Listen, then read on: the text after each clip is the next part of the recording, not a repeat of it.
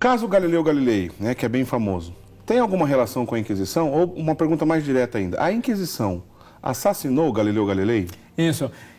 Eu ouvi semana passada, né, um ex-aluno meu que está na faculdade, né, dizendo que nos bancos da faculdade ele ouviu com todas as letras o professor afirmando: quando a igreja queimou Galileu, isso dentro de uma universidade pública. Então, quer dizer, isso é uma sandice, sem cabimento. O Galileu não foi queimado. O Galileu ele foi, sim, processado pela Inquisição, né? E outra coisa importante de se dizer no caso Galileu, eu volto de novo na questão do contexto histórico. Nós estamos falando de uma época, século XVII, em que ainda a ciência, embora ela já tivesse avançado, desenvolvido muito, a ciência ainda se confundia, se misturava um pouco com a religião. Então era comum, na época do Galileu, os cientistas, quando não encontravam alguma resposta na ciência, às vezes eles acabavam buscando a resposta na Sagrada Escritura, o que é um erro.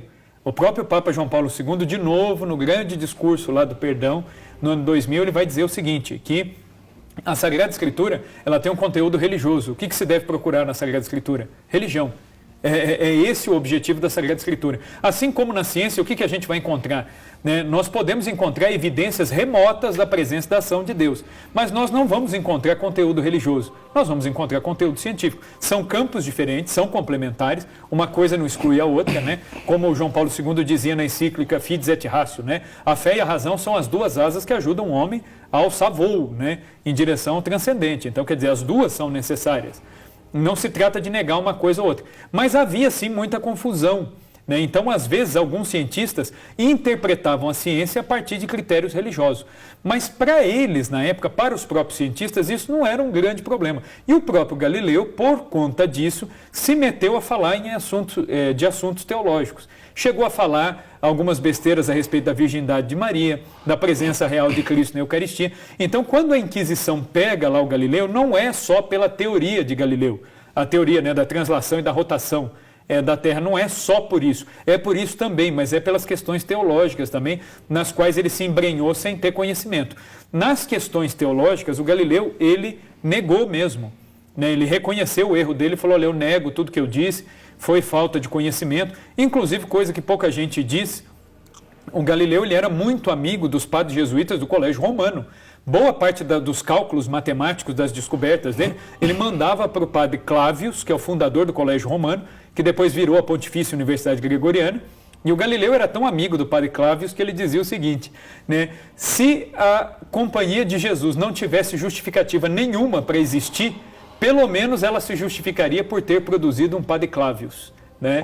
É o elogio que ele faz à sabedoria, ao conhecimento do padre Clávios. Né? Inclusive, alguns cálculos matemáticos dele foram corrigidos pelos jesuítas. Então, ele era um filho da igreja, ele aceitou aquilo que a Inquisição colocou. Pode dizer, pelo menos, que parte do conhecimento que ele estava apresentando passou pela igreja. Passou pela igreja.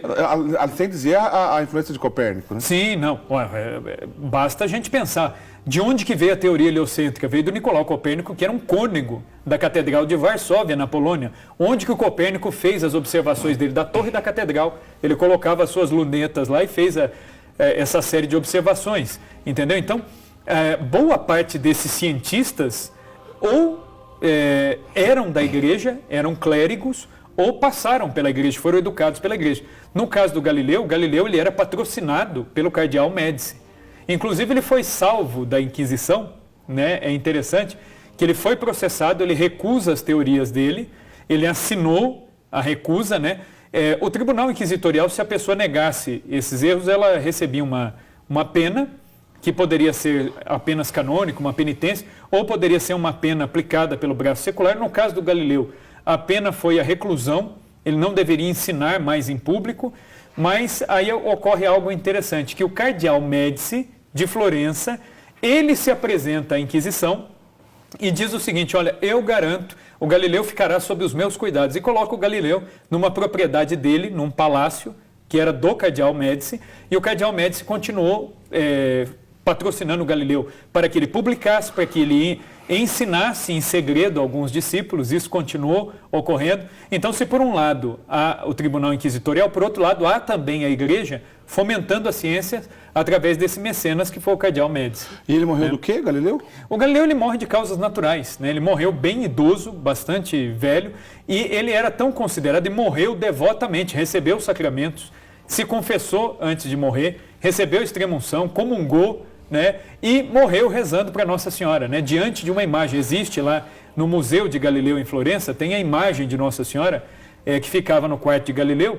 E é interessante que ele era um cientista que ele dizia que na observação do universo ele contemplava e quase tocava com os dedos a sabedoria de Deus. Galileu disse isso, né? Tanto é que quando ele morreu ele foi sepultado dentro da igreja do Santíssimo Nome de Jesus, né? Ele está lá em Florença sepultado dentro desta igreja.